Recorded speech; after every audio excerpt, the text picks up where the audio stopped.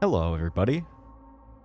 It's Halloween, so finally checking out all Under Control by Mr. Jimmy DeFloof. Uh, it's horror, so if you're not into that. There's some content warnings also. They have sexual content, anxiety, self-harm, kink violence, and blood and gore. So be aware. Maybe I should have charged my camera before this. It's like half battery. We'll see. That should be fine. Who knows? Whatever. This came out in like what? March? Yeah. And I haven't looked at it. I've been meaning to, but Halloween is the perfect time to do it. So let's just get into it. Part 1, A Night Fright.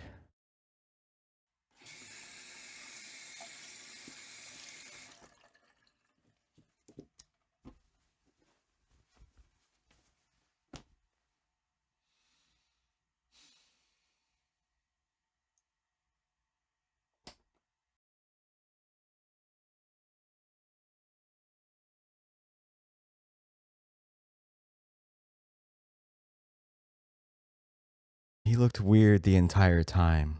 Slow text, I should speed that up. I don't usually let it get to me. Definitely not when I didn't have high hopes for sex to begin with. But I guess at times the fruit of too much expectation turns out bitter enough to spoil my whole night. Guess I can be that petty. But I don't care to admit it. After the heat went down, we just lay there. With nothing to do besides showing each other all the dumb jokes we could find through our phones. And unsurprisingly, nothing got a chuckle out of him. Then I went to the bathroom for my meds, while he set up his CPAP machine. I thought it must have been anxiety, which mixed with mood regulators could often be a loaded shot straight through any sexual excitement. That meant none of us were to blame for the awkwardness of it all. Simple as that. We tried. It was still fun, even if neither of us got off.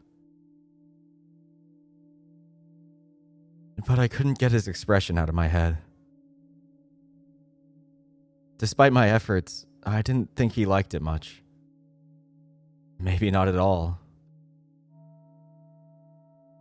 I swallowed my tabs dry, then I gave him another look as I walked out of the bathroom. Alex was already asleep. The big, shirtless polar bear, soft as a dream, wearing a black sleep mask atop the oxygen one strapped to his muzzle. I had known him for a while, but it took months for our schedules to align to hang out tonight. I didn't go out much, and judging from previous conversations, neither did he. We shared dinner next to a pile of folded clothes he didn't bother putting away. We watched YouTube on a smart TV he didn't bother turning off. We tried to have sex on a bed he didn't bother preparing. And we used months-old lube he didn't even bother ripping the seal off of. I wasn't judging him. Rather, I was just trying to look for a root cause.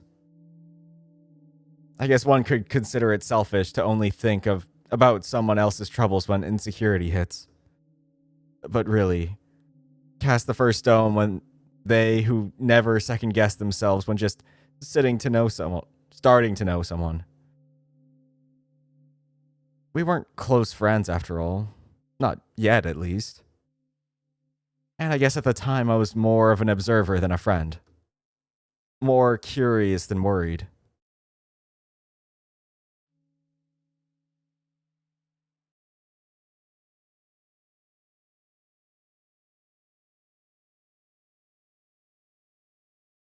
Even at late night, with only a timid code of outside lighting peeking in, the apartment itself felt cozy enough. When my eyes adjusted to the dark, I could see the bare minimum of where things were, including all the messy parts. I turned my head into a corner where the bookshelves, stacked full of PS4 games, thick fantasy novels, and Funko Pops, met with the glass sliding doors to the balcony. It was just a corner, perfectly unremarkable in how its angles fit together. And yet, it was that same corner he was looking at for most of the night. Like he was expecting it to unfold before us. There wasn't even any piece of decoration on it. It was as bare and ordinary as it gets. I strained my vision, then approached it to touch the walls. Nothing special at all. Whatever he saw there, I wasn't seeing. So I went back to bed and cuddled close to him. It didn't take long for me to fall asleep. Then, maybe a couple of hours or a couple minutes later, he woke me up with a paralyzing scream. His paws went up to his face to cover his eyes. To me, in the dark, it briefly looked as if he was forcing his wrists into his eye sockets.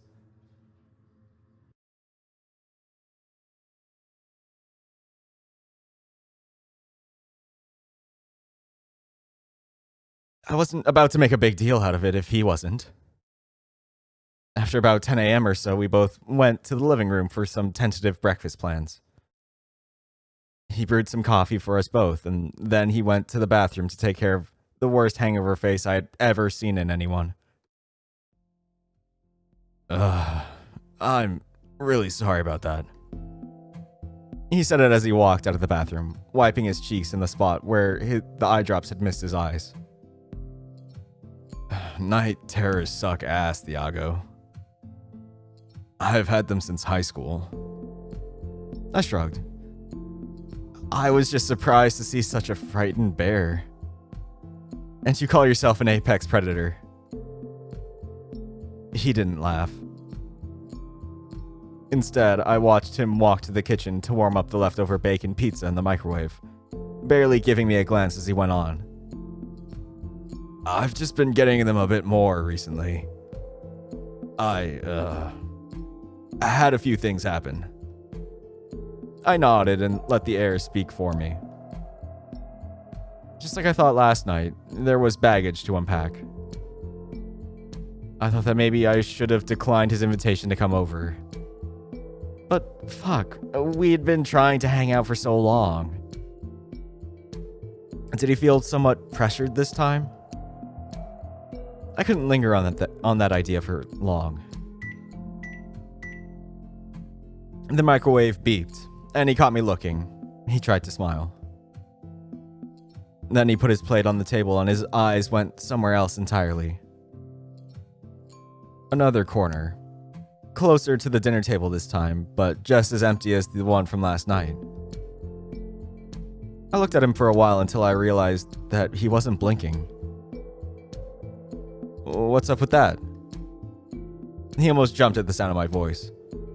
His bulging eyes, slightly pinkish, took me back half a step. Then his face dropped and his next attempt at a reassuring smile did a poor job of masking it. It was more like a grin carved out of Play-Doh. Wrong in all the subtle ways. My mind's been all over the place. A rough nightmare will do that to you. I get it, really. He shook his head. Really? It's that simple? I don't know, man. I can be pretty complicated sometimes. He chuckled lightly. This time it did sound a little bit more genuine. I thought you even liked complicated guys. I slouched back on the couch, lightly sipping on my coffee. It had gotten cold way too fast. Look, about last night. I just wanted you to know I loved spending time with you. I really did. Oh, forget about that shit, bro. We all get nervous sometimes. Don't worry. It's not that. And it's not your fault. Not yours either. He sighed, nodding hastily. Right. It's just... Alex raised his paw as if to ask for time. He got up and covered his plate with a plastic dome, then turned to the empty corner again. This time what I saw in him wasn't just a momentary fright. There really was some visible affliction coursing through him from head to toe. I could smell fear shaking his body. It continued until he approached me on the couch. I really needed to talk to you about something. To me specifically? I don't know who else I could talk to. He said it awkwardly. The bear had his paws on his knees. They were still shaking. You know, I moved here right when the whole pandemic hit, and I was never really good at making friends. And, well, while I did meet some other people through all this time, I kinda wish I hadn't. Really wish I hadn't. And right now, you're pretty much the only one I'm comfortable with.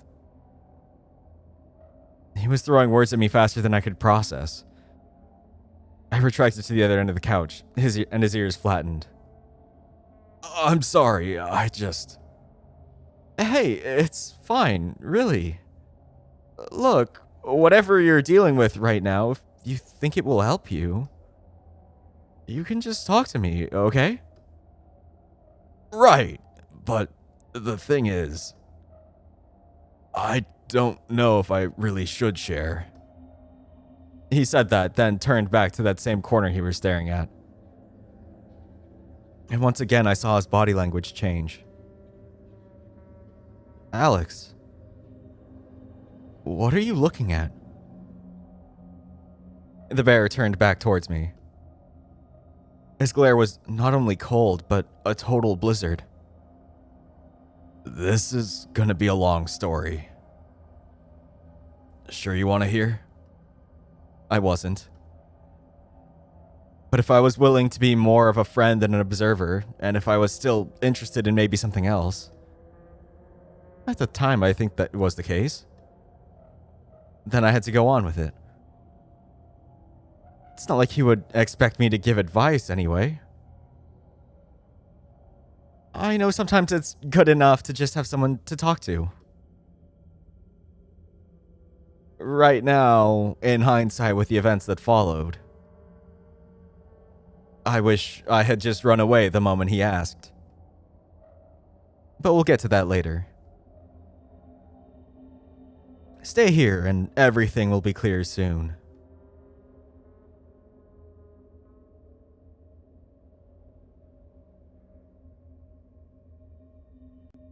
But man, how I wish I had never stayed. Where do we start?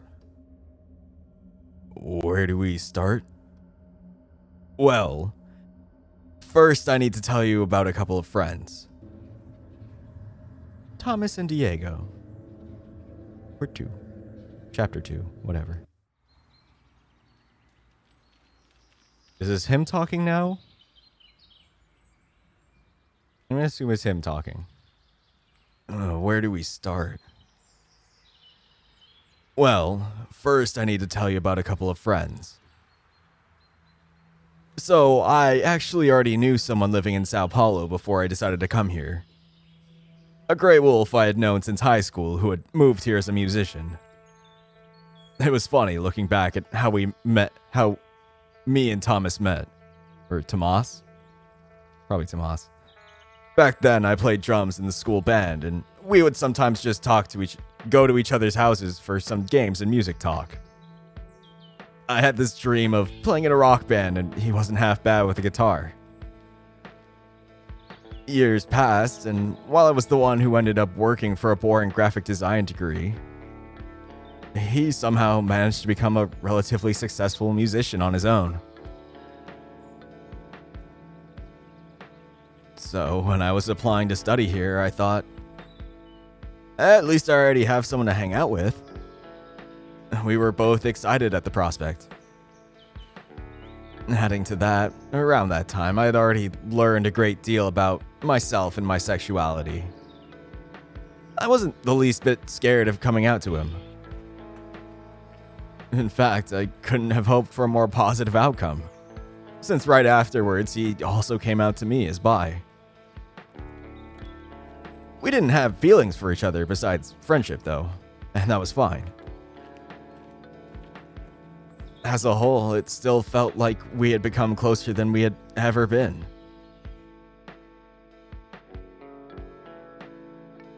But then he said he was seeing someone. I was instantly curious regarding the lucky person. They were a man, and to my surprise, also a bear. Though black, not polar. The two of them were, at the time, taking steps to move into an apartment at Liberdade, which got me into some mixed feelings. I love where I live, but Interlagos is way too far away from the most interesting parts of Sao Paulo, if you ask me. And with no subway access to boot. Still, he assured me we would still talk regularly, even if we couldn't hang out often. And look, one thing I need to say right away is that Tomas liked to talk. A lot. To the point that even if we weren't even sexually interested in each other, he had no shame in oversharing. A couple of drinks in and he'd start to openly talk and tease about his sex and kinks. Ever since we were teenagers, it was just something that he did often. Maybe way too often, but I don't mean to say I found him annoying because of that. In fact, I actually had fun with that kind of thing. And it didn't take long for me to join the horny talk myself. Hell, we even traded tips on sex toys, gay sex, preparing before bottoming, what lube to use, and all that stuff. So when he brought up the subject of a hypnosis kink, that didn't raise any flags at all to me. Honestly, it even sounded a tad funny. He was the last person I'd ever guessed was into completely submitting himself. Tomas said he and his boyfriend, he said his name was Diego, had quickly become obsessed with it. He admitted he did feel silly at first, as a skeptic of mind control techniques. So when Diego swung a small pocket watch in front of him and read his script, he just played pretend until they were both excited enough they wouldn't have to kid themselves anymore. Meanwhile, I listened with a measured deal of interest. You know how it is. When a friend you love is genuinely into something, even if you're just only tangentially there for what he's talking about, it's exciting just to hear. If a friend's joy radiates with glimmer, then his joy was a powerful lighthouse.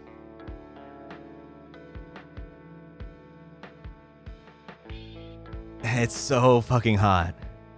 Diego's a raw talent as hypnotizer. It doesn't even feel like I'm pretending. Sure, it's easy to leave the trance when we have to. But it's all about that in-the-moment feel, you get me?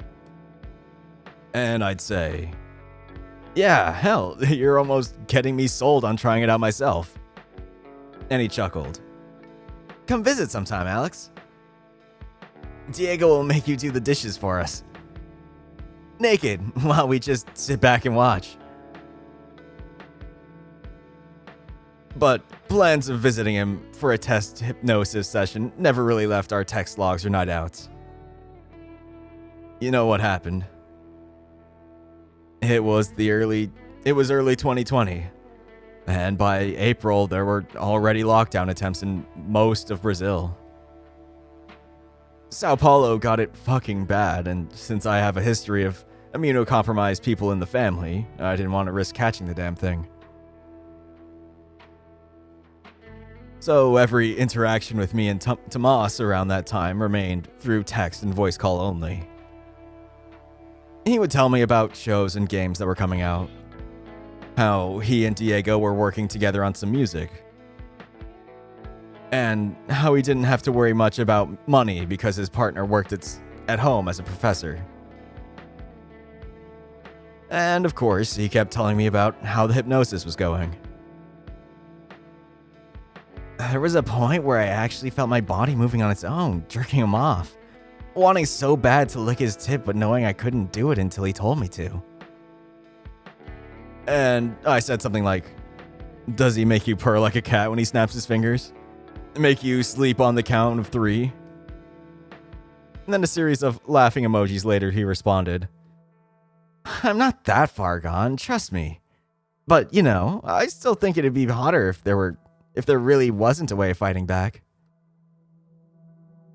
Seeing my body moving, doing things I'd be too scared to try? Fuck, it's just having a good time with barely any effort. And then I said, "I can see the appeal of that. Is he really that good?" "You bet. Last night he showed me the website he goes to for hypnosis enthusiasts. Lots of very helpful tips there. Voice intonation, how to write your own prompts, book recommendations, professional courses, how to set the mood." Then I sent something like, "Just be careful not to give them your bank account info. Surely they can't hypnotize you to do that." To which he responded in complete dismissal, which I totally expected. Yeah, daddy, don't worry, we'll behave. X3. I teased him for calling me that, and then we both dropped the subject as we kept teasing back and forth until we went to bed. In honesty, I was still happy for him. But after a while, things began to slow down. He would still eventually send a text or two after an intense session with his boyfriend. But our subjects frequently deviated to somewhere else, and the conversation would die on the spot. It stayed like this until more or less the first third of 2021. That's when you and I began to talk, I think. And the lockdown policies were getting less severe, although I was still too anxious to go out. Stuff was getting a bit calmer in the country. COVID stress shrunk so that political stress could grow, with the president spitting atrocities on live TV. I was also starting to get used to how my life was going in the city. I got my graphics design degree, and back then I had been getting enough as a freelance illustrator to keep this gay little apartment for myself for a while. Then, sometime later, after 2 months of silence, I woke up to a text from Tomas.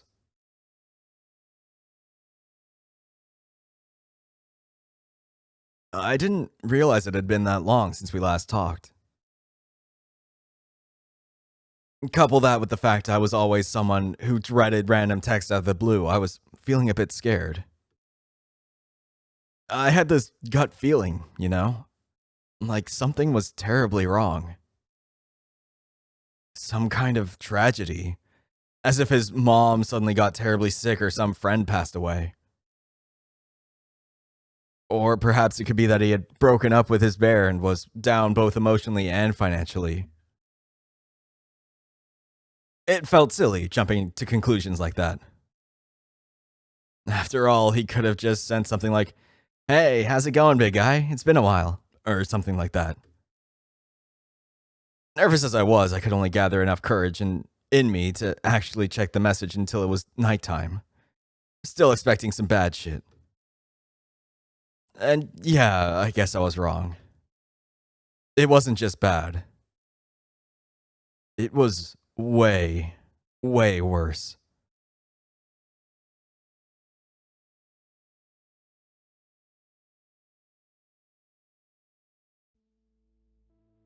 Alex paused, and I watched him turn to the kitchen. I'm from Rio de Janeiro, which is a city I was bound to leave behind at a certain point in life, given my disdain for both the sea and summer heat. But Sao Paulo is, as my mom would say, the city of drizzle. The real tipping point that got me to move in was how cozy it felt during winter. Now, while the bear took a break for a glass of water and a couple more eye drops, I felt myself freezing to the goddamn spine. The sky from the balcony window was sickly pale, like a uniform sheet of gray covering the whole city. Alex hadn't been blinking much during the story. He knew that I noticed that. At the end of most sentences, he shut his eyes in obvious agony, wincing and baring his teeth. They were yellowish and thinned out on the irritated gums. He wasn't doing well at all mentally. That I already knew. What I didn't really expect was the places his story was going. When he came back with the water, just briefly glancing at this lonely slice of pizza he had heated a few minutes back, he seemed eager to continue. As it turned out, this wasn't just a vent, but a necessity. A compulsion to get the rest of his statement out there. I could do nothing but listen. Every word he uttered, carved in the back of my skull so I would never forget. I already told you I felt uneasy when the notification popped up. And when I saw it was an audio track, it was like a key turned inside of me. I thought, okay, this is definitely serious. I sat on the couch, made sure I was free of absolutely any other chores, and pressed play. Now, before I keep going, I need to reassure you. Everything I've been telling you is the truth. I'm not making any of this up. I still have the audio saved and I can forward it to you later if you want, but I'd really rather not. There's something wrong with it. And, well, I could only form guesses as to what specifically after I went to his apartment. Alex sighed with deep regret. But now it's not the time. We'll get to that later. Hell, we need to. Now, the audio, it went something like...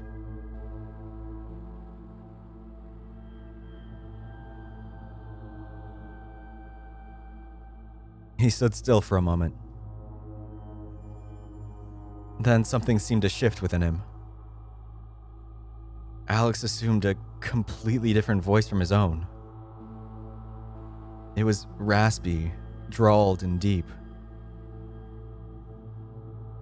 A throat worn out from too many cigarettes in too little time, and which had known no true rest for way too long. Even his body language seemed to transform as he assumed a slightly contorted posture on his back. His eyes were no longer at me, nor at any corner of the apartment, but looking directly through me to a point beyond space itself. Then he started. Hey, big guy. I know it's been a while since we last talked. Crazy times these days, eh? He laughed, the noise of a morbid ghoul. I wish I could tell you that things were fine, but they're really not. Fucking far from it. You won't even believe it. And I don't even know how to start. I'm dropping the bomb right now. Diego is gone. Not like he abandoned me or we broke up kind of way. He's dead. Dead. Plain and simple. And as to how, well, he was into something bad. Something dark. His voice cracked as his breathing became heavier. I need you to come. Please, I need to talk to someone. I can't do this through the phone, it's just so much. Way too much for me to handle on my own. Please. I'll be waiting for a response. Please don't leave me. He was shaking when he finished. At some point in the middle of his retelling, Alex almost started to cry. Back then, I guessed it was justifiable for him to feel that way, but I couldn't shake it that it was still part of some kind of act. It didn't feel right at all. It was making me feel uncomfortable, but I couldn't simply tell him to stop. Something had irrevocably captivated me beyond objections.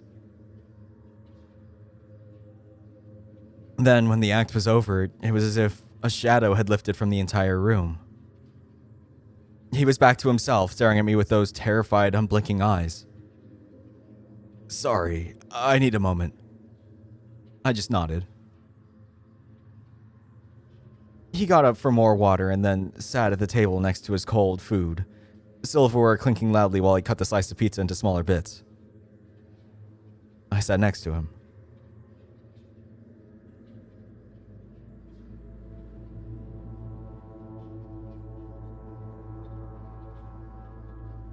The first shock to me was his voice. It sounded tired, yes, but that was not everything. I don't know how to describe it in any other way, but I swear I could hear some kind of whisper between every pause, between every word. Like there was someone else talking. And it wasn't just an impression either. It was knitted? Knighted? I'm not sure what that means. It was knitted. At first I thought it could have been the TV, but that would still sound somewhat distorted, wouldn't it? And there's more.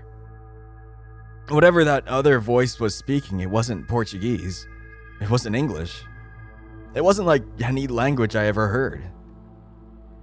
And yet, deep in my head, I could almost understand the intent behind it, being directly transferred to my subconscious. Like thoughts forming in my brain without me even having the effort to think them.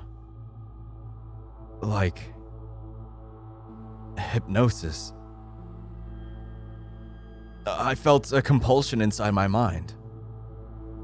Tomas was calling me to his home. How could I refuse it? It was impossible. I didn't even send a text. I decided to visit him the very next morning.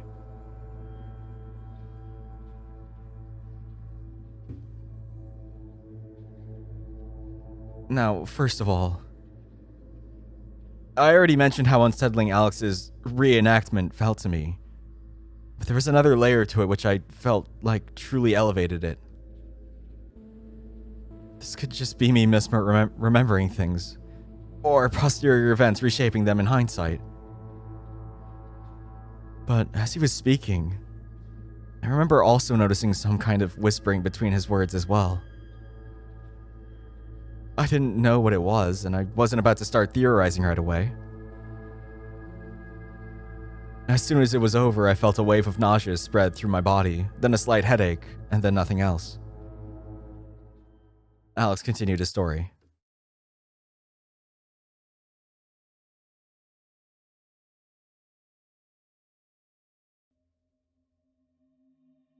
I didn't even send a text. I decided to visit him the very next morning.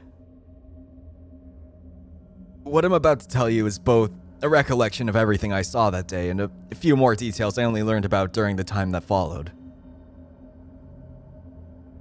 I'll try to be brief because after I got there, we literally spent an entire afternoon just talking. Sometimes over repeated topics and other times over stuff I never really managed to make much sense of. Now, you already know I don't like going out much. Besides COVID anxiety, the distance from the rest of the city always felt discouraging in many ways. I also never got to learn bus routes, and since I earned enough anyway, an Uber every now and then never hurt. I always wished I'd made more effort to visit friends more often after I got vaccinated, but like that Los Hermanos song says, leaving home is already going on an adventure. but my brain wouldn't let that cursed itch go away. It spoke louder than anything else. And while normally I'd welcome any reason to leave my apartment, this time it felt like I was walking into an early grave. Like my survival instinct was screaming, and I was momentarily deaf to it. Nothing would stop me. Tomas's apartment complex was beautiful, small and filled with gardens and hedges around a couple of gazebos of Greco-Roman art style. I stared at them at the reception while the guard at the lookout phoned the wolf. During the Uber ride, I had passed by a shopping mall just a few blocks away, followed by a family-owned French restaurant and a small cafe and bookstore around the corner. And then I looked outside and noticed a little pharmacy and convenience store just a few paces across the sidewalk. That was a cozy location, and when they let me in, I took my time just looking around the complex. I always felt a bit class conscious when visiting such places. I didn't know how much Diego made a month, but if he could afford a place like that, then I think he and Tomas were living a dream. Nothing seemed out of the ordinary, even after I got to his floor. Walking into the hallway, there was the scent of someone's mid-afternoon coffee from one of the rooms. Then the muffled beats of music from another one, like Anna Carolina singing about how much she likes roses. And then some muffled action movie sounds from the other one right after. Why was I so afraid there'd be anything unusual? Even if the audio had creeped me out a bit, it looked like this was gonna just be another visit. We'd sit down, vent for a while, watch something, order a burger, and then I'd sleep on the couch just to keep him company overnight.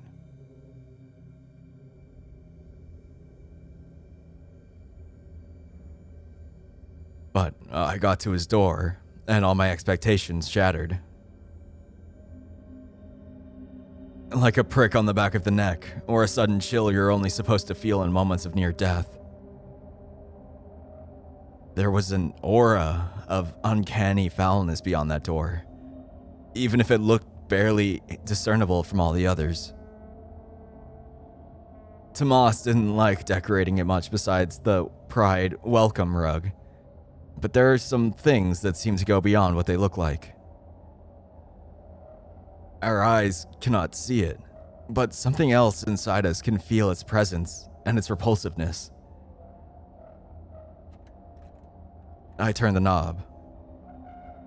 He knew I was coming, so the door hadn't been locked. Cozy. When I walked in, a warm cloud of rot and decay was the first thing to greet me. It was too dark and way too cold for a wolf. The dishes and cups piled in the sink like a porcelain castle, and so did the dirty clothes on top of the dining table. The walls appeared to sweat out a dark, gooey substance. And the smell. God, the smell.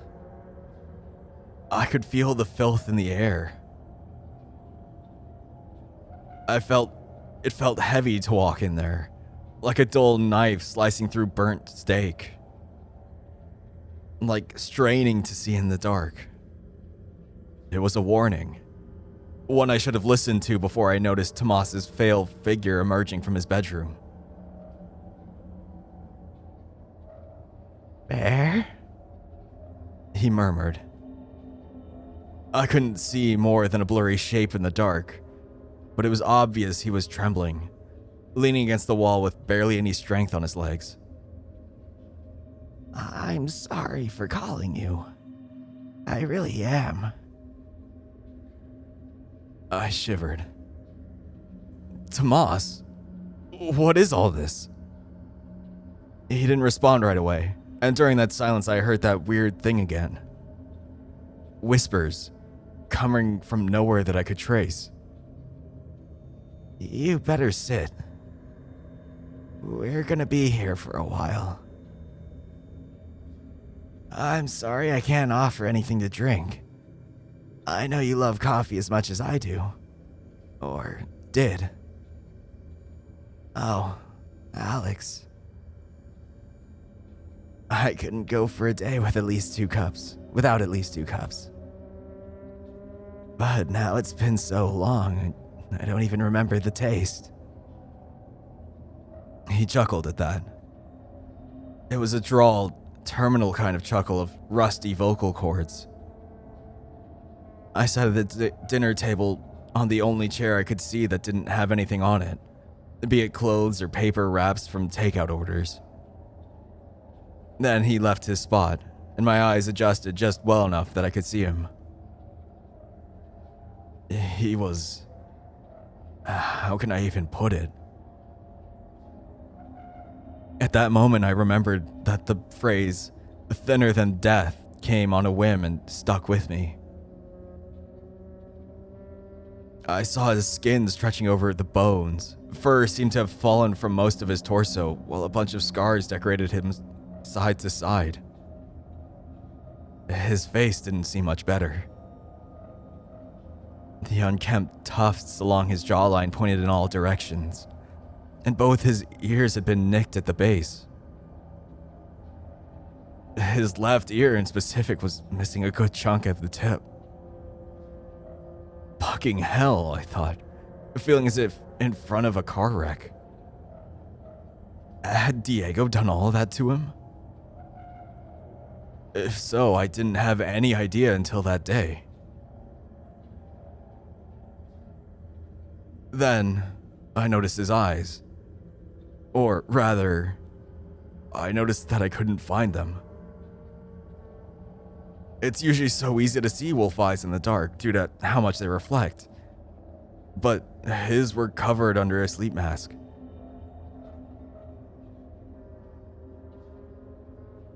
It only started a few months ago. I guess you could say we got a bit too excited with some things. You must have noticed at some point I stopped messaging you about it. It's not because I suddenly got shy or thought I was bothering you. Things really got out of control.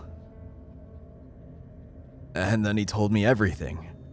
Very slowly, like he'd been rehearsing all of this for a while. I think it took him more than an hour to finish it, but at the time, it felt like just a few minutes. I understood why he had to take his time. Some horrors, especially the ones that dig deep inside of you, require patience. You need to dissect them in order to rip off those roots and repair those rotten foundations.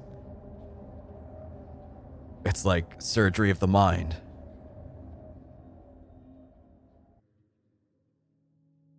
Tomas and Diego were into hypnosis. For a long time, I assumed it was just play pretend on both parts. You couldn't actually make someone do things they'd never do, right? But at a certain point, Tomas told me he really wanted to test that limit for a change. Paradoxical, right? Willing himself to do things unwillingly. I didn't think it would work, and at first it really didn't. At least, not as well as he had hoped. To give one example, if Diego was into water sports, Tomas was not. One night, Tomas wanted Diego to hypnotize him into drinking his own piss, which only resulted in the wolf vomiting all over the floor just seconds during the trance. That went on to other kinks he said he wouldn't ever try, and others that neither one of them were even into. It was like a test of how far they could push that fantasy. Of course, though, Diego would sometimes try to push back. This isn't what hypnosis is about, he'd say, to absolutely no avail. Tomas wouldn't give up. They both kept going to more extremes, looking here and there for different methods of induction.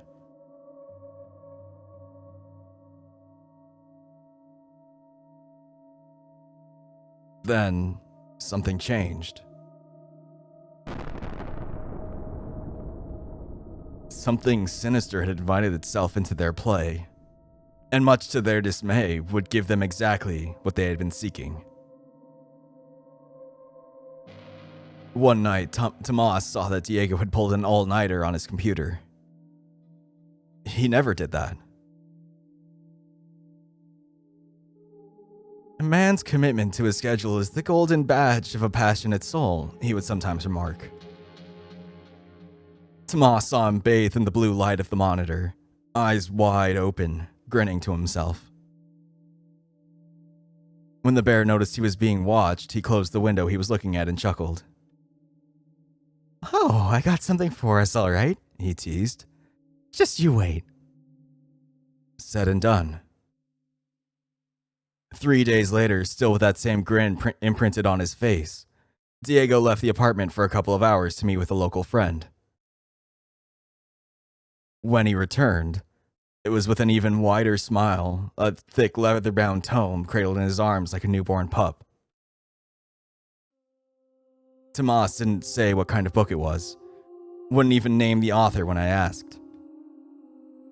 He said it was some weird Arab name he couldn't pronounce. Then he said, When he walked in with that damn tome, I swear I could see the walls bend and contort to make way to new shades of darkness I never knew existed." "This is the answer," Diego had said. "The answer to everything we've been looking for. Power and control." Tomas mentioned how Diego's paws rubbed the leather cover with intimate delicacy. He looked terribly eager to open it. "You should prepare yourself," he continued. "Just give me some time, I swear this will be good." Tomas didn't question it. A few minutes later, he showed up in the bedroom, completely naked and already semi-hard, smiling and panting while Diego's eyes were glued to that book's pages. Diego then got up from the bed, placed the book on the shelf, and was ready to start their game.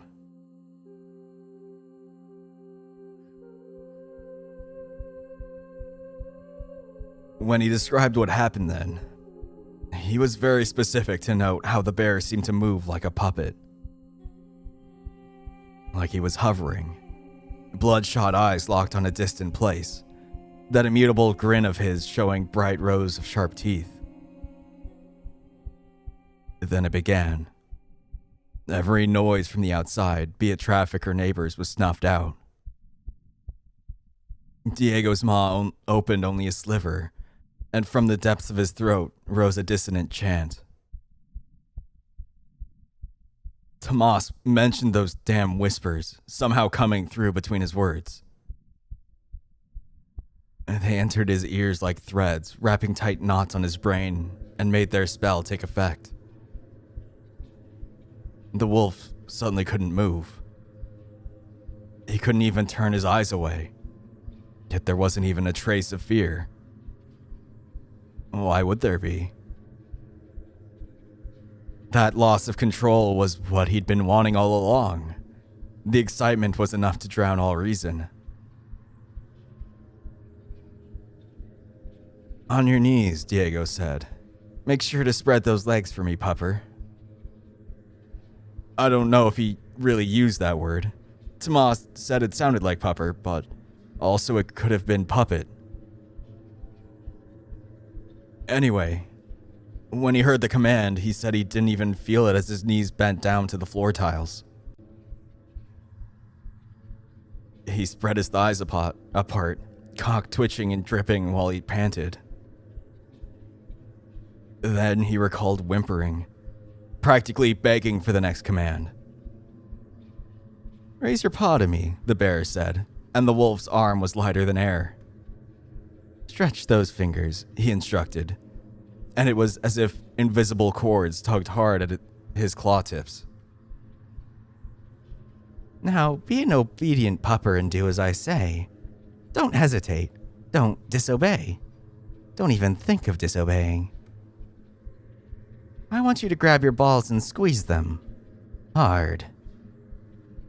And at that moment, Tomas actually felt some fear. He wasn't into CBT. He didn't even suggest that to Diego before.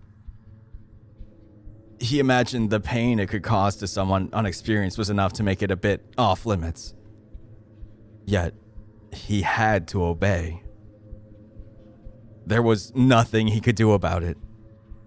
It was as if the muscles that controlled each movement had a mind of their own, guiding him towards the objective. Tomas was panting, watching it all incredulously, actually moaning for a split second in hesitation.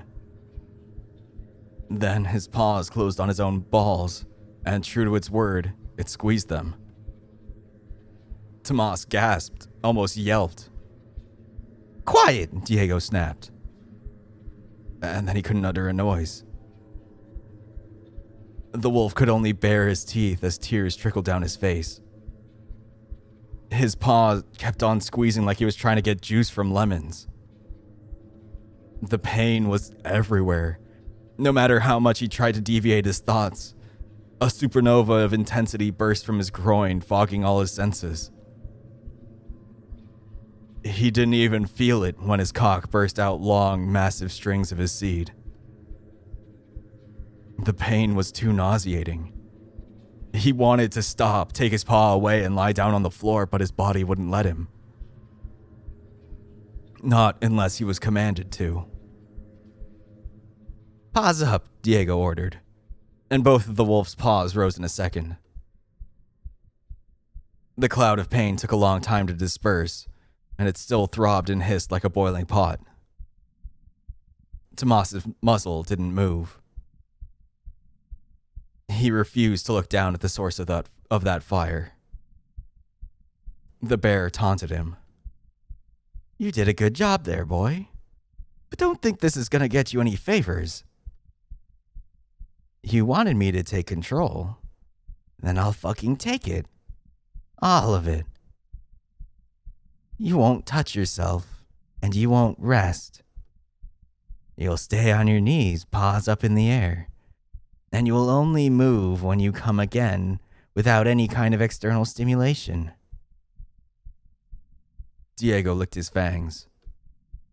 Tomas could see him hard under his pants. He could even smell the excitement through the fabric. But the bear seemed to be indifferent to his own arousal. He was once again glancing at the strange book on the shelf. Diego then grabbed something else from it, which Tomas hadn't noticed before. A long, sharp pair of scissors. The wolf trembled, trying once again to stretch his legs. The bear wouldn't do that, would he? No fucking way Diego was into that kind of sadism.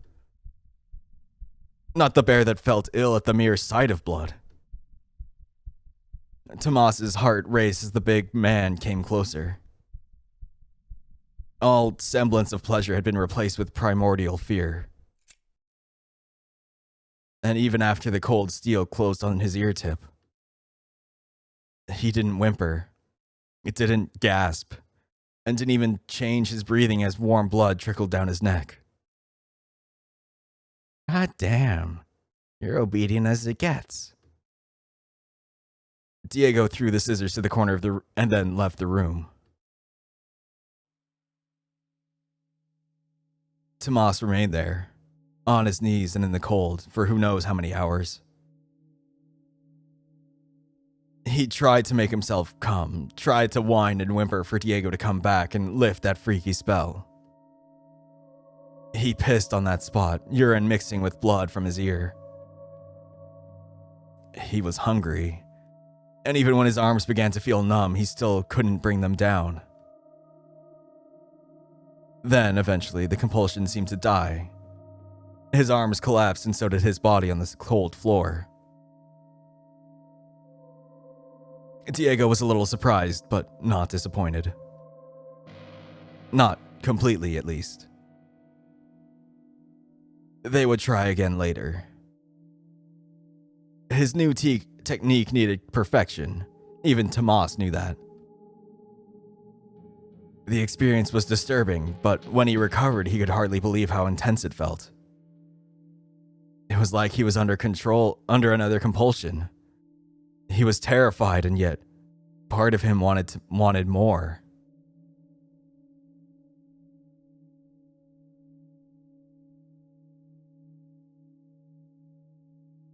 They played like that every day.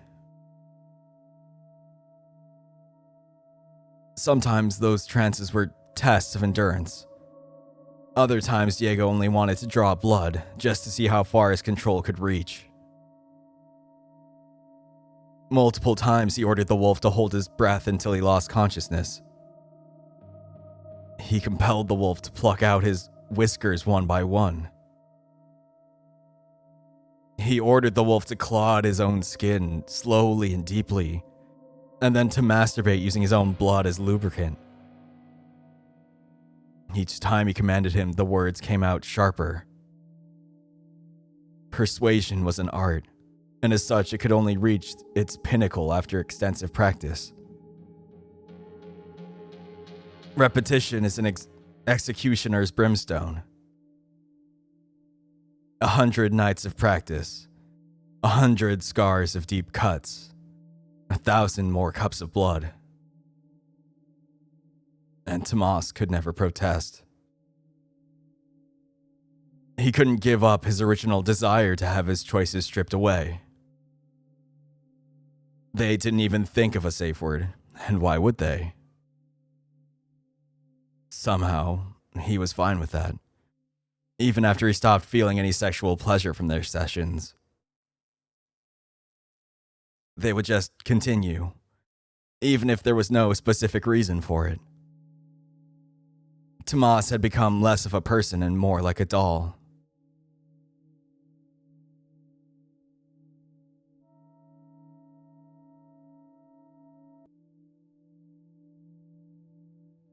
I wish I could say it was something as straightforward as some emotional manipulation that kept Tomas going into that cycle of self-harm in order to please his boyfriend.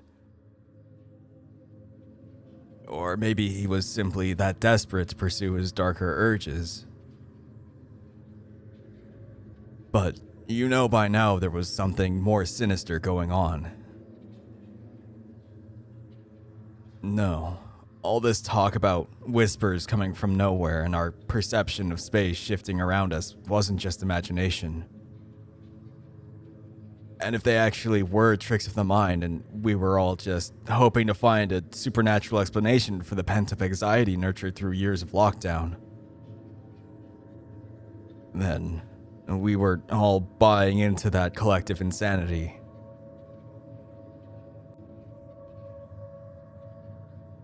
We were already prone to seeing ghosts. Alright, but that was something else.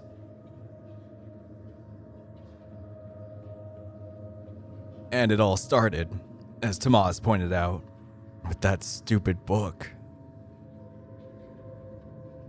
One which Diego referred to as an obscure hypnosis guide, but looked more like some sort of esoteric text.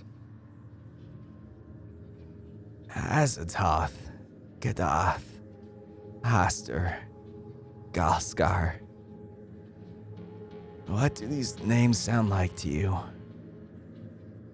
I would have found more of those, but when Diego saw me looking at those pages, he shouted at me to leave it alone and never to open it again. And then he said I needed punishment, and I knew in my heart it would be a painful one. Oh, God, I knew it would be. Oh, God. Oh, God. He shuddered and began to sob on the spot. He changed real bad. No, you need to believe me. Diego was never like that before he brought that damn thing home. He winced if I was even slightly hurt. And if I raised my voice just a bit, he would go on to apologize so much it would get annoying. He used to be gentle. Then, I don't know. I just don't know. I guess I pushed him too hard. I tried to remark that it was bullshit. He wasn't supposed to blame himself for any of that. But he dismissed whatever I had to say. Maybe that's right. None of this is our fault. We all heard the whispers, after all. Hell, you must have heard them by now, right? I guess I'm just having a hard time accepting something else was involved. But at the same time, I can't completely deny it. It wasn't just me who was suffering, waking up every morning with cuts all over my body, joints grinding excruciatingly whenever I moved them, and all those nightmares and night terrors every night. He was also paying the price. That grin on his face, his bloodshot eyes like deep red orbs. And he got so thin, he didn't even look like a bear. Neither of us was our true selves anymore. Something had lodged itself in our heads, moving our bodies, guiding our desires. There was another me in my brain, but it wasn't me. It was a parasite, beating on me and my boyfriend. And neither of us could make it go away. It just kept going. Day after day, week after week.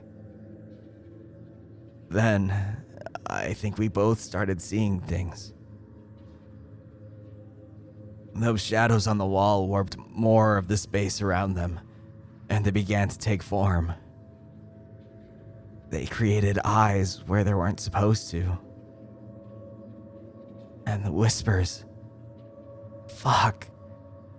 I can still hear them clear as day. Tomas stopped, gasping for air. We're almost done. After a while, the foundations were cracking, but there was one day when things finally started to crumble. He went on to describe what had happened the day he sent me the audio.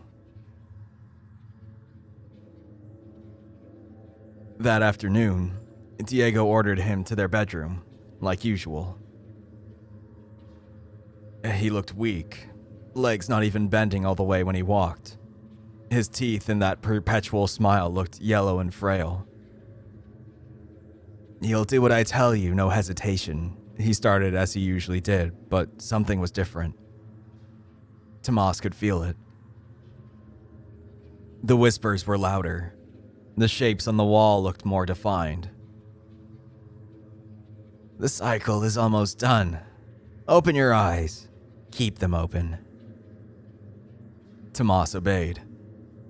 Even when the discomfort started, his eyelids wouldn't twitch. He couldn't even blink. You will see, Diego continued, as his paw reached down to his erection. It was a mutilated thing, red and inflamed with multiple rashes around the shaft. The bear stroked himself vigorously as he spoke. His breathing was labored. You will see. Then he started to shake. Tomas felt like he was supposed to do something, but his body was already locked in the trance. The bear continued to masturbate, his unkempt claws slicing through his shaft. Drool began to drip from the maw. Slowly at first, then on long strings as his convulsion became more severe.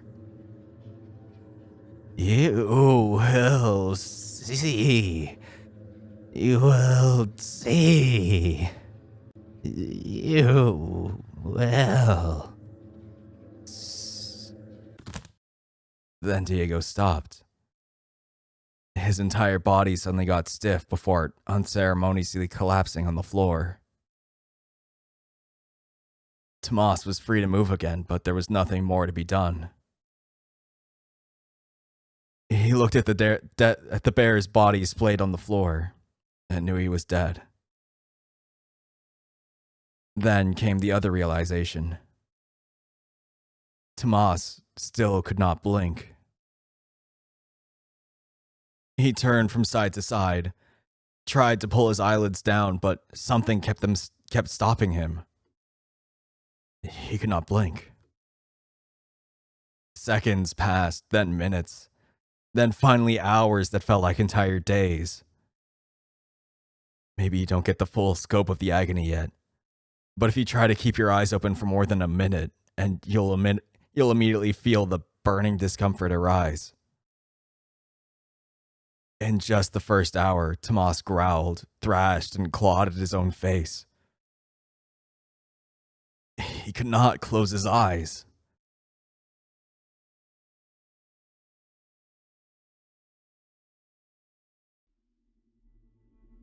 And wherever he looked, the shadows were there, with their mesmerizing chant. But now there was another one among them. A large, grinning bear standing in the corner, laughing at him as he rubbed his lacerated cock. Diego was among the ghosts.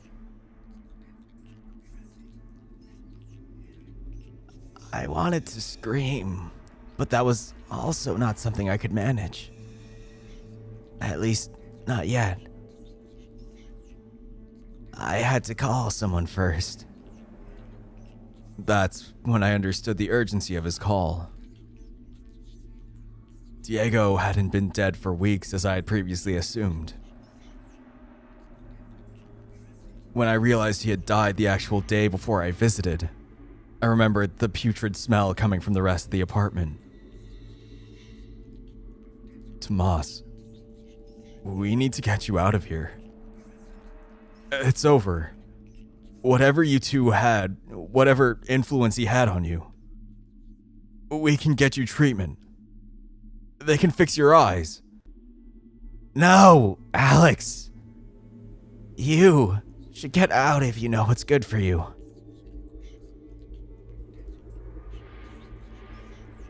But you won't. Then he laughed.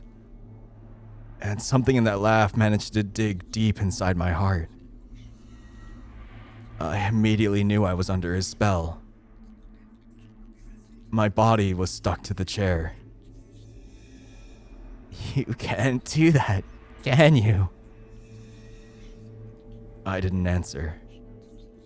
He slammed the paw on the table. Can you? And I damn near cried. I can't! I can't! That is right. You can't deny me. Nobody ever could. God! Please! Somebody help! Hark! He slammed the paw on the table again, and I stopped cold. All my thoughts seemed to have funneled into him. You don't have a choice. Such is the nature. We were puppets, and our strings entangled the moment we stumbled upon the knowledge that we don't control them. We ate from the bread the devils had smashed. We drank from the goblet of rotten depths. Black and bitter as it was to us all. And now we share the truth. That we were never in control. The whispers around us grew louder, and for a moment I actually jumped in my seat. The shapes. I could actually see them moving in that dark apartment. In the corner of the living room, I could see a tall black bear staring straight at me. And... fuck. It was even more hideous than he had described. Like his shape was stretched into space he wasn't meant to inhabit. The shapes around us chanted in unison. Then Tomas sprung up quickly and came closer to me. His paw struggled to take off the sleep mask.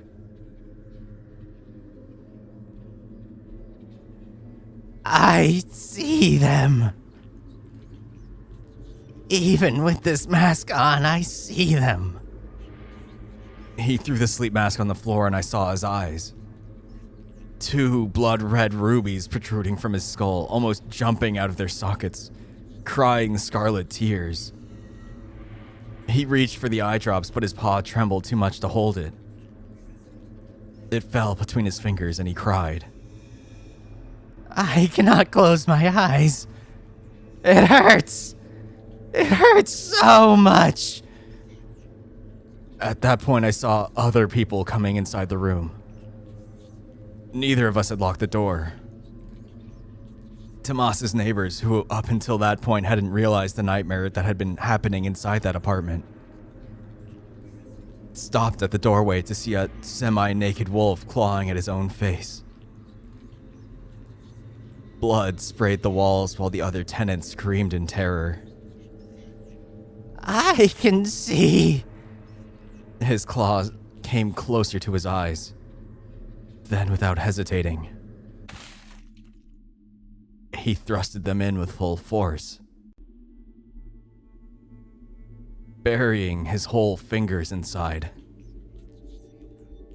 God, I still remember the squishy sound it made.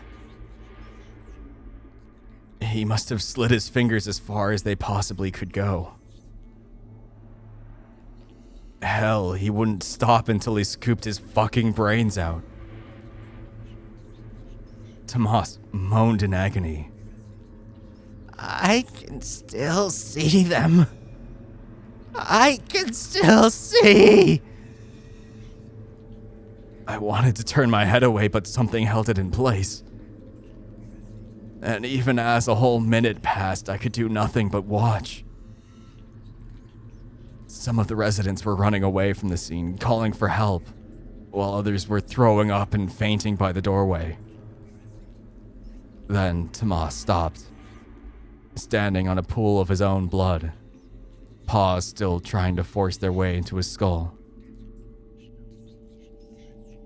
He turned around and ran face first into the glass screen that led to his balcony.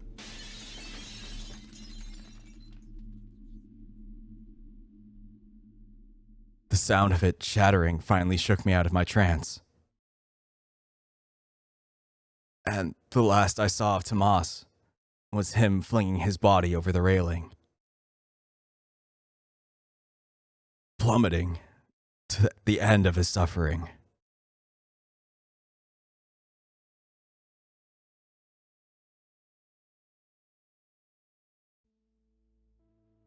I felt cold during Alex's final remarks. He didn't sound relieved at all, but rather the opposite. He was shaking, claws digging in his knuckles as he twitched his head to the side every few minutes. God, it was an awful tale. No wonder he had been so on edge all this time. That was last month. I was still in the chair when the police arrived. They found Diego's body in the bedroom. His cause of death? A heart attack. And as for Tomas, well, it was obvious to all witnesses that it had been suicide.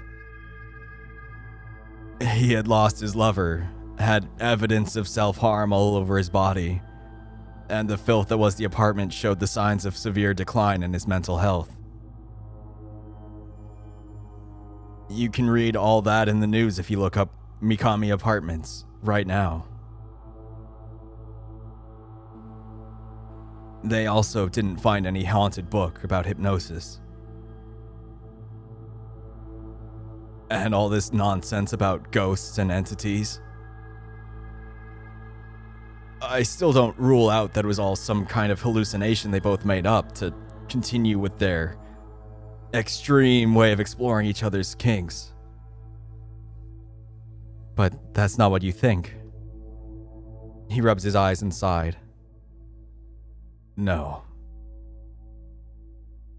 And if you were there, you'd agree with me. I see. Look, I never would have guessed you'd witness something like that. That would have given me nightmares for days, too. Nightmares. Alex shook his head. We'll get there, all right. But we still got some ground to cover. Dude, you don't have to push yourself. I get it, I really do. It's not just about what I saw, or how the event stuck with me. They sure did, yeah. Otherwise, I wouldn't be able to recall them in such vivid detail. I'm talking about something else. And before you say it, these are not signs of PTSD. I don't even know if I could tell this to a therapist and not sound insane. And I'm telling you, fuck, I have to tell someone. I have to. I shrugged. I had already listened to the worst part of the story, hadn't I? Let him at least give me the epilogue. Go on then. He replied with a question. Do you think there could be a mental virus of some sorts? I didn't think too hard on the question and just shook my head timidly. I've been thinking a lot about curses lately. Kept thinking of the way Tomas compared his compulsion to a parasite, feeding on his mind and controlling his actions. All because he listened to some kind of occult incantation. Although, you see, it might not have been the words exactly that opened that door, but rather the one thing that we both kept hearing. Those whispers coming from nowhere. It only got worse after I got back home. The nightmares, the stress, the absolute horror of it all. Humph. Now you know why I kept postponing your visits lately. I was expecting things to improve, but they didn't. Hell, they didn't even remain static. If it was just nightmares, I could have learned to live with that. But then, I started to hear them everywhere. Shit, I started to fucking hear them.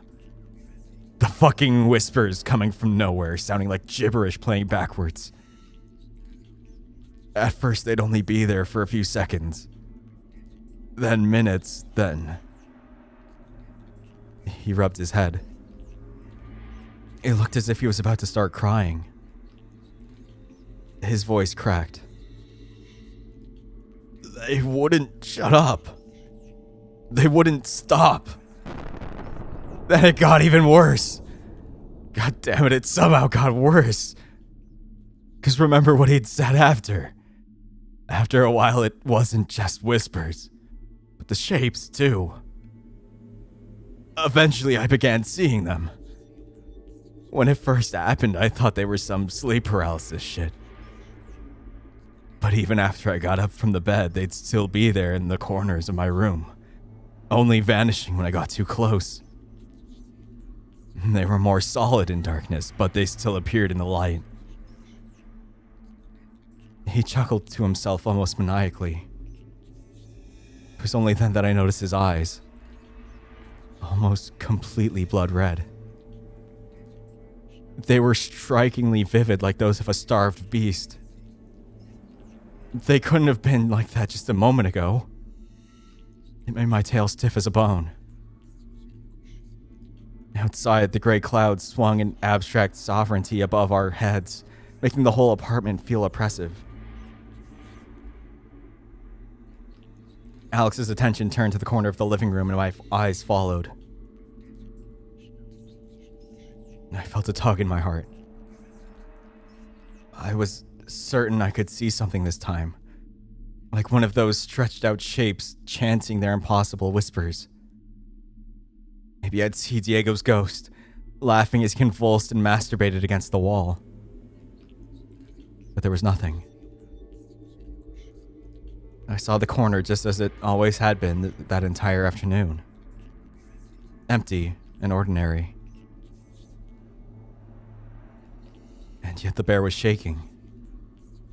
Eyes bulged out, panting deep as his claws scratched at the tabletop. I see you! You need to get out! You need to get out now! He snapped, then turned his attention back to me. I tell him, but he won't obey. He won't ever do that. I'm not his master, and I never was. I was getting scared myself. Who, Alex? He laughed. The answer was supposed to be obvious. Can't you see him? He's right there. He's right there.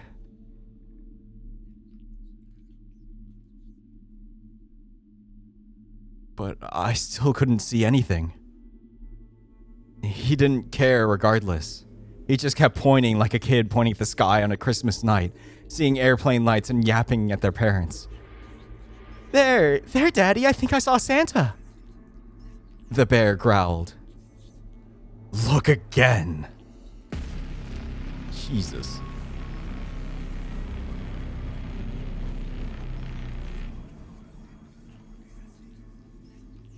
I turned to the corner. Suddenly there was a chill over my body.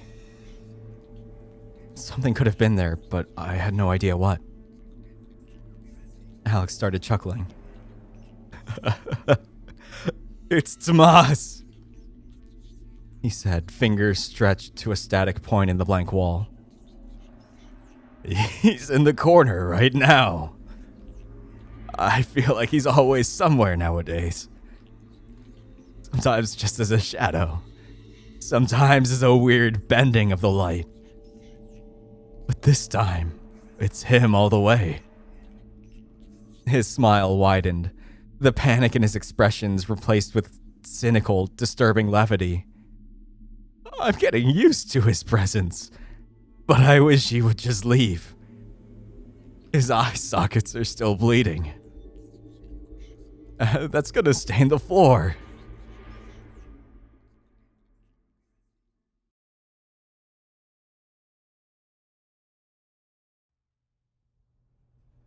I left shortly afterwards. Alex didn't seem like he wanted to talk anymore. And to be honest, he just looked relieved when I said I needed to go. Then, as I stepped into the hallway to wait for the elevator, I reminded him I wanted to hear Tomas's audio from the day before he went to his apartment. It was like it all came crashing down the moment I did so. The bear slowly retreated.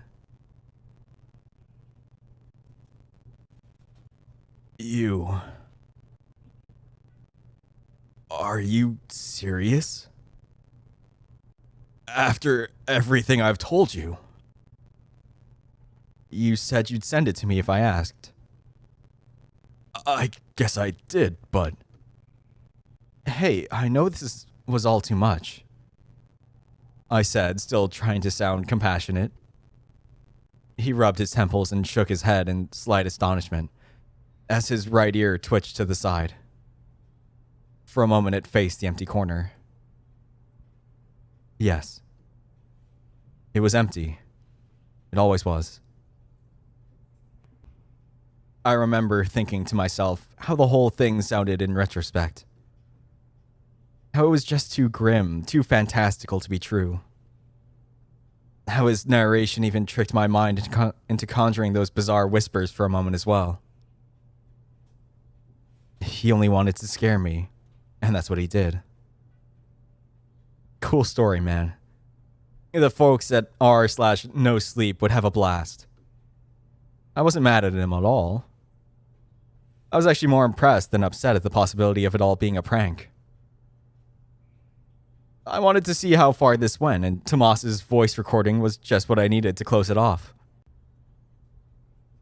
Besides, I'd be lying if I said I wasn't curious about those whispers. They would just bug me forever. I was beginning to think he would just flat out deny anything about that audio. But then he quickly fished his phone out of his pocket. And a moment later, I got the notification on mine. Oh.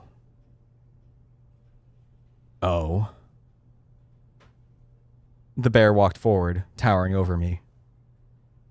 His smile was gone, and with it, all traces of anxiety as well. His glare was enough to hold me in place. You asked for it. I sent it. I don't know if you believed everything I told you. But if you do just a little bit, I hope you know better than to press play. I was gonna say this is your only warning, but if you already made up your mind, just go ahead and listen to it.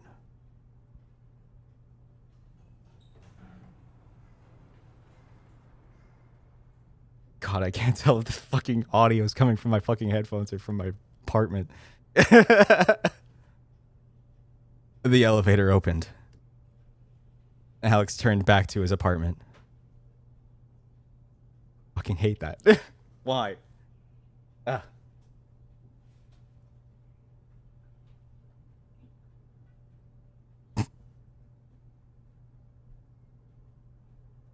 Safe travels. Thanks. I timidly murmured as I entered the elevator. By the way, I still wanted to ask. Why did you keep the audio saved on your phone? I thought it was obvious, he said, leaning slightly to the doorframe. They wouldn't let me get rid of it. He wouldn't let me. He shut the door without looking at me.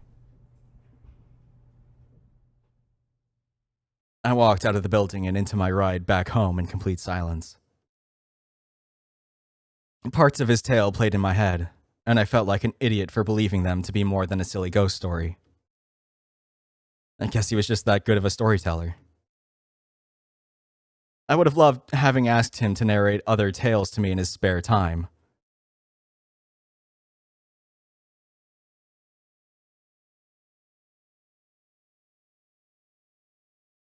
But that never happened.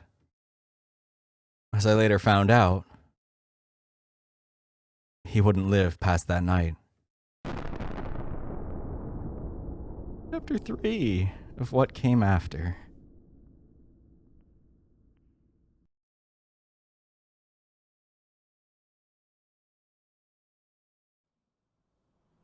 That same night, I forgot to text him back when I returned to my place. In fact, 10 minutes before the ride ended, I ordered myself a medium pepperoni pizza and waited at the front gate before going up. It became another ordinary night for me as I listened to my playlist while doing the dishes, procrastinating with the laundry, watching true crime video essays, and so on until it was way past midnight. And of course, thinking back on how lackluster the sex with Alex was, I masturbated alone to a bittersweet fantasy of expectations.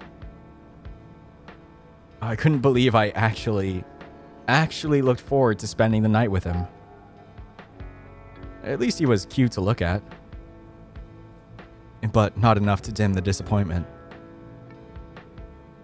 Minutes passed and I only got more frustrated with that silly ghost story of hypnosis. What a waste of time. I laughed to myself, feeling the cold night air on my sticky fur. Maybe he was just crazy? Or socially inept? Whatever the case, I didn't have much patience for it. I didn't want to think about his fears, nor the thing in the corner. And definitely not the vivid picture of Tomas with his whole fist sunken into his skull, digging for gold. It was then that I remembered he had also mentioned a news article. And I said, why the hell not, you know? I searched for any recent news regarding Mikami Apartments, Liberdade, SP, certain the place itself had also been just something he invented to add spice to the tale.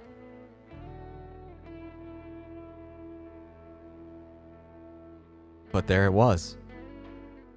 First result, with a picture of the front gate and all. A horrifying tragedy in apartment complex leaves residents in shock. The tenants of Mikami Residential Complex in the Liberdade district of Sao Paulo, after hearing sounds of intense distress coming from one of the apartments, witnessed a bizarre incident involving the suicide of one of its residents.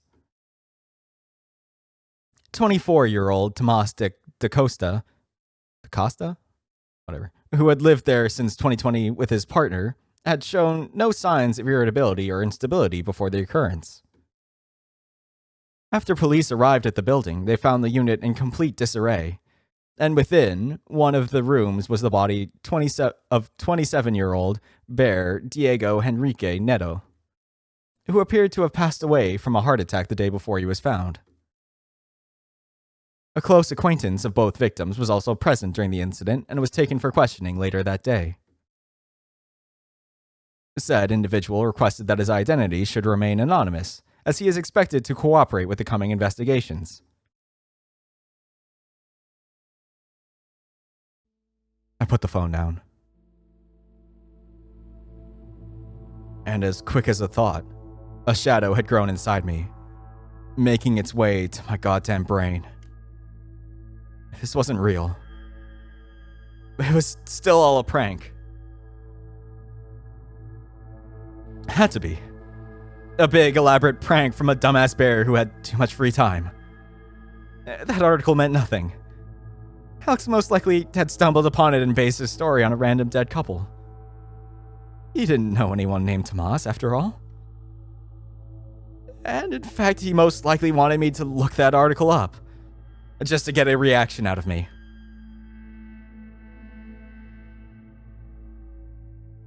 For a few minutes, I sat on the couch, thinking just that. Then I went to the shower and waited for the hot water to wash that shadow away. It didn't.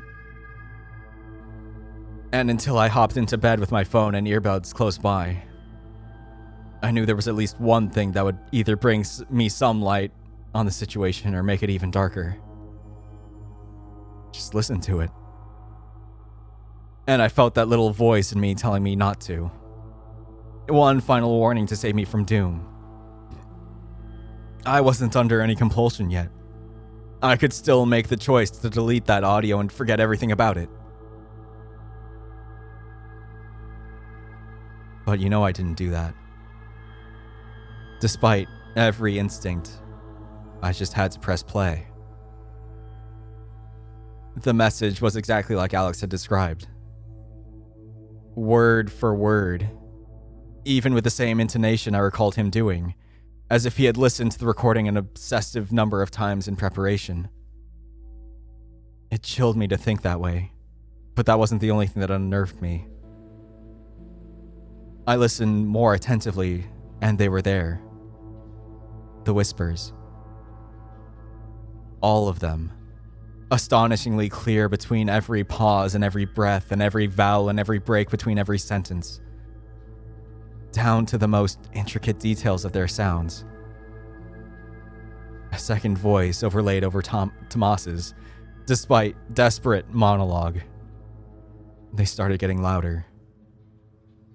I wanted to turn that shit off right away.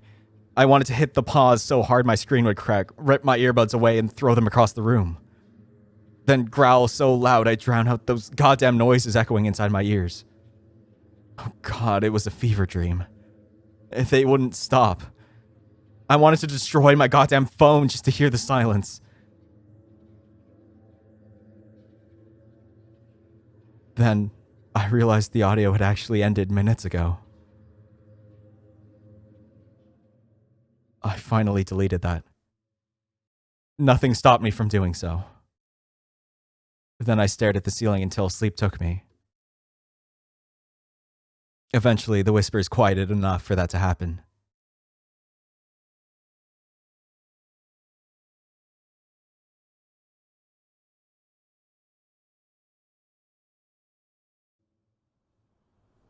Needless to say, I couldn't sleep very well.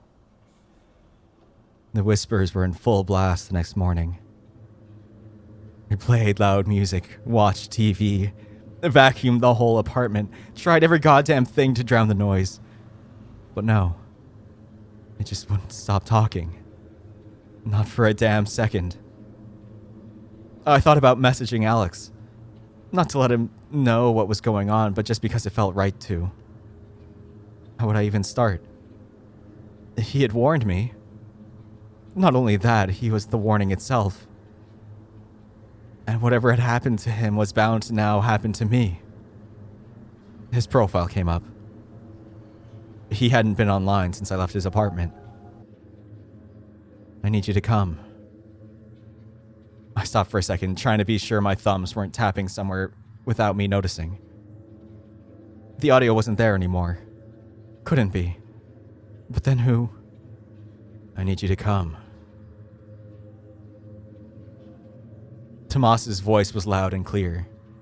The demand, more like a command, he had given Alex was now given to me from beyond the grave. That was crazy talk. All of it. I was putting on my thinking pants, then grabbing the keys and turning the knob to a new sense of clarity. All crazy talk. All a hallucination. Walking downstairs for a deeper feel of my reality as the sunlight bathed my body. Walking away. Walking somewhere I was supposed to go. Walking somewhere someone needed me. I was out of the apartment before I realized it.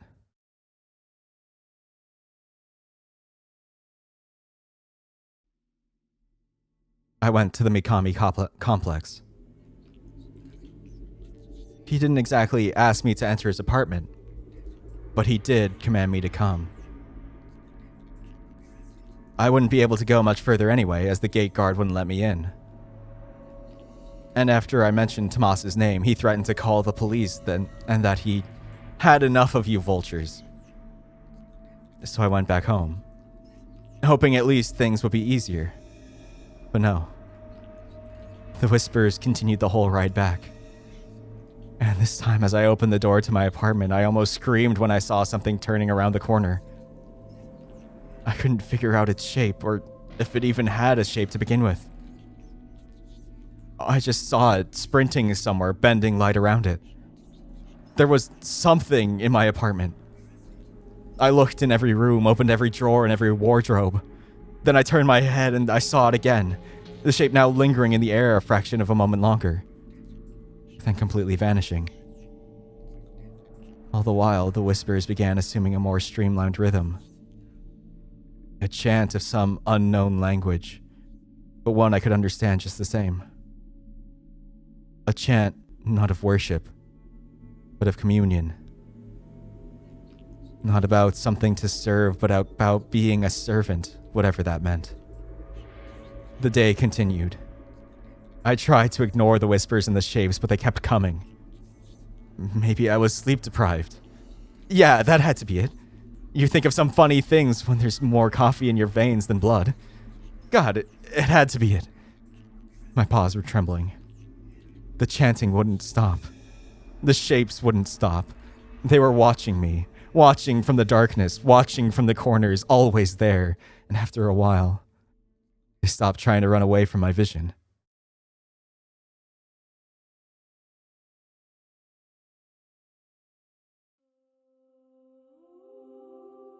Two days later,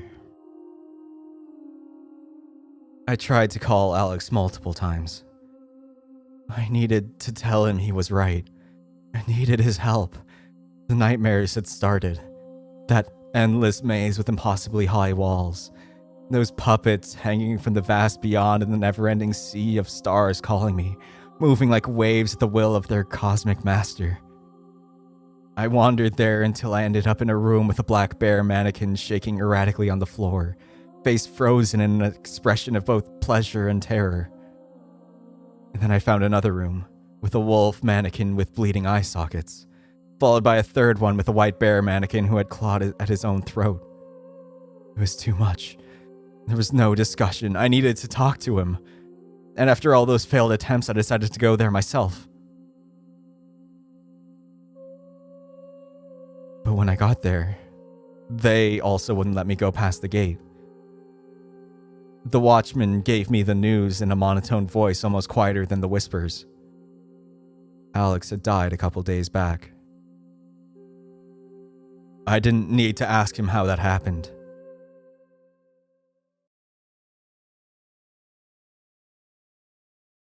A week later.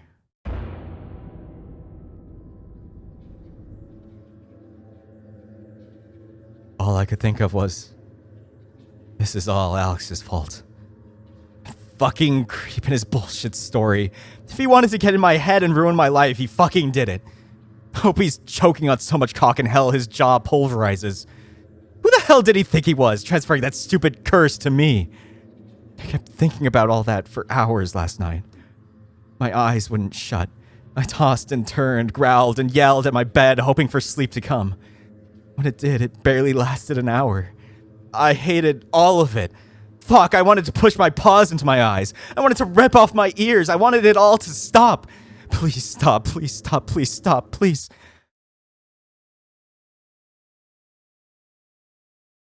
But the chant never stops. My body doesn't belong to me anymore. And soon, neither will my mind. That's what they all keep saying, and I never managed to put it into words until now. He is the only one who has control.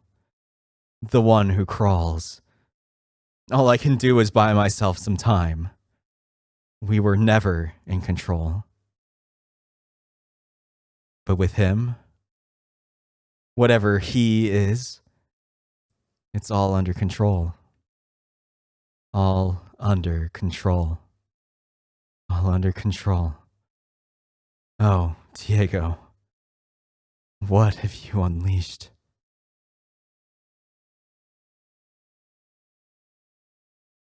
Which leaves us to how things are currently.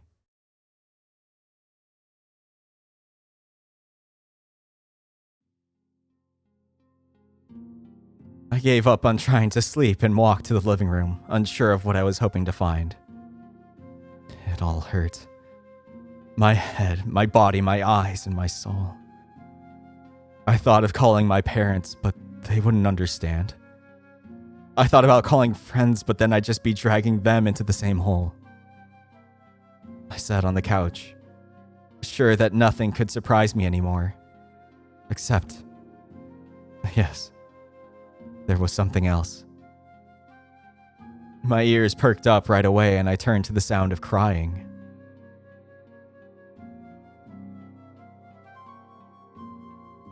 It didn't take long for my eyes to adjust to the darkness.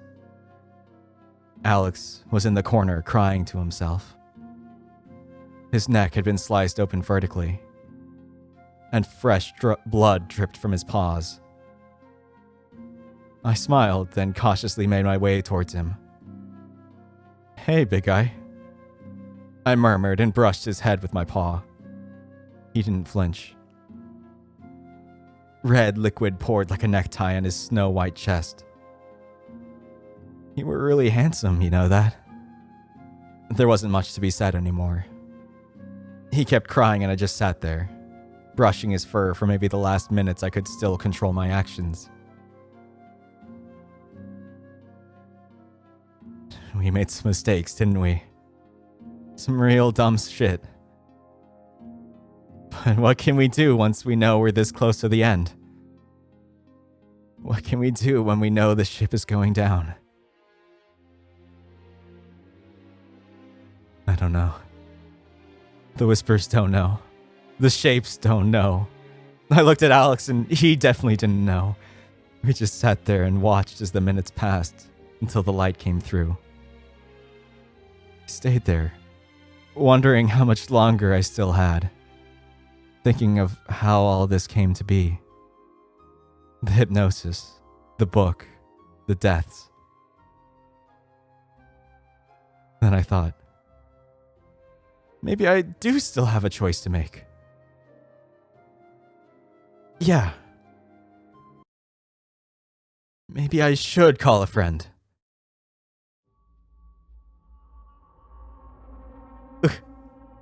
Ugh. I'm shaking. Eeh. Eeh. Eeh. Good job.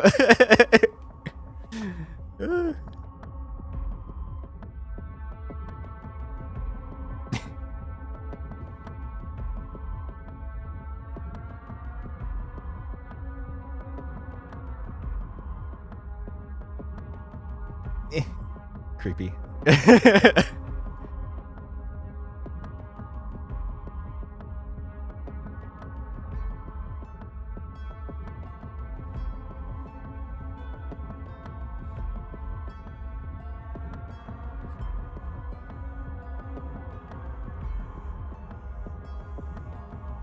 Happy Halloween.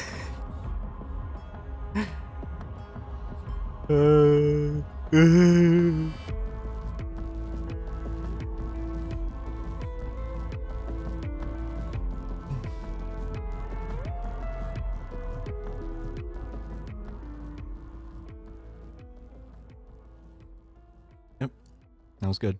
That was very good.